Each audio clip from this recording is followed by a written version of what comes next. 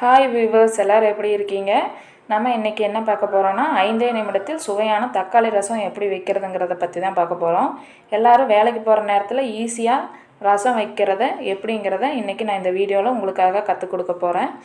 நம்ம தக்காளி ரசத்தை பருப்பு இல்லாமல் சுவையாக எப்படி செய்கிறதுங்கிறத பற்றி இந்த வீடியோவில் பார்க்கலாம். அதுக்கு முன்னாடி புஜ்ஜு லைஃப் ஸ்டைல் குக்கிங் சேனலை சப்ஸ்கிரைப் பண்ணாதவங்க சப்ஸ்கிரைப் பண்ணுங்கள். பக்கத்தடியே இருக்கிற பெல் ஐக்கானை கிளிக் பண்ணுங்கள். அப்போ தான் நான் போகிற வீடியோ உங்களுக்கு உடனுக்குடன் வந்துகிட்டே இருக்கும்.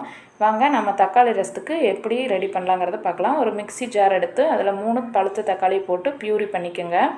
அப்புறமா நம்ம பார்த்திங்கன்னா ஒரு இடிகள் எடுத்துக்கலாம். அதில் பார்த்திங்கன்னா நம்ம என்னென்னலாம் போட்டு தட்டுறதுங்கிறத பார்த்துக்கலாம். நம்ம பார்த்திங்கன்னா ஒரு 2 ஆனியன் எடுத்திருக்கேன்.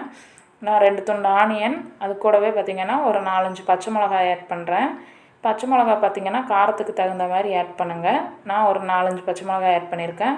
அது கூடவே ஒரு பூண்டு பார்த்திங்கன்னா தொளி நீக்க தேவையில்லை. இதையெல்லாம் நல்லா தட்டி வச்சுக்கலாம் 1க்கு 2. பாருங்கள், இந்த ரசத்துக்கு மெயின் இன்க்ரீடியன்ஸே இது தான். அதுக்கப்புறமா நம்ம பார்த்திங்கன்னா என்ன பண்ண போகிறோன்னா நம்ம ரசத்தை ரெடி பண்ண போகிறோம். இங்கே பாருங்கள், தக்காளி பியூரி ரெடி ஆயிடுச்சு. நம்ம தட்டி வச்சுருந்தது ரெடி ஆயிடுச்சு. நம்ம அடுப்பில் சட்டியை வச்சு சட்டி காஞ்சோன்னா ஒரு 2 ஸ்பூன் எண்ணெய் ஊற்றிக்கலாம். நம்ம எண்ணெய் நல்லா காயட்டும். நான் 2 ஸ்பூன் எண்ணெய் ஊற்றிருக்கேன். நான் பார்த்திங்கன்னா கடலெண்ணெய் தான் யூஸ் பண்ணுவேன் எப்போவுமே. எண்ணெய் நல்லா காஞ்சிருச்சு. நான் கொஞ்சமாக கடுகு ஆட் பண்ணுறேன். கடுகு நல்லா பொரியட்டும்.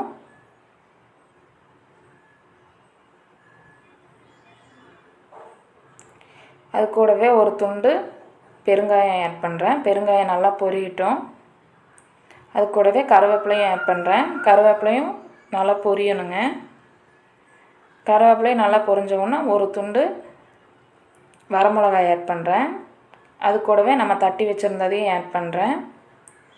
நம்ம இதெல்லாம் ஆட் பண்ணி நல்லா வதக்கணும். அந்த பச்சை வாசம் போகணும். அந்த பச்சை வாசம் போகும்போதே பார்த்திங்கன்னா அந்த பூண்டு அந்த பெருங்காயத்தோட அரோமா பார்த்திங்கன்னா அவ்வளோ நல்லா அந்த எண்ணெயில் வறுபட்டு நல்ல ஃப்ளேவர் கிடைக்கும். உங்களுக்கே பார்த்தா தெரியும், அந்த அரோமா வந்து அவ்வளோ நல்லாயிருக்கும். அதுதான் அந்த ரசத்துக்கு பார்த்திங்கன்னா அவ்வளோ ஒரு டேஸ்டியே கொடுக்கும். நம்ம பார்த்திங்கன்னா எதுவுமே ஆட் பண்ணுறதில்ல. நம்ம சிம்பிளாக தான் இந்த ரசம் செய்கிறோம். நம்ம இந்த ரசத்துக்கு நம்ம மெனக்கட்டு பருப்பெல்லாம் வேக வச்சு குருமிளகு சீரகமெல்லாம் பொடிச்செல்லாம் எதுவுமே பண்ணுறதில்ல. நம்ம பார்த்திங்கன்னா சிம்பிளாக இந்த ரசம் ப்ரிப்பேர் பண்ணுறோம். பாருங்கள், இது கூட ஒரு ஸ்பூன் ரசப்பொடி ஆட் பண்ணுறேன். இந்த ரசப்பொடியும் இந்த வெங்காயம் பச்சை மிளகாய் இந்த பூண்டு கூட நல்லா வதங்கட்டும். கரிச்சிடக்கூடாதுங்க. கரிச்சா கரிஞ்சு போன ஸ்மெல் வந்துடும். நல்லா வதங்கிடுச்சு. நம்ம இப்போ அரைச்சி வச்சுருக்கிற டொமேட்டோ பியூரியை ஆட் பண்ணிடலாம். பாருங்கள், டொமேட்டோ பியூரி ஆட் பண்ணியாச்சு. இது கூட நம்ம ஒரு டம்ளர் தண்ணி ஆட் பண்ணிக்கலாம். ஒரு டம்ளர் வாட்டர் ஆட் பண்ணும்போது பார்த்திங்கன்னா நம்மளுக்கு ரசம் நம்ம உங்களுக்கு எவ்வளோ தேவையோ அந்த அளவுக்கு தண்ணி ஆட் பண்ணிக்கலாம். நான் 3 தக்காளி போட்டிருக்கறனால நான் 1 டம்ளர் தண்ணி ஆட் பண்ணியிருக்கிறேன்.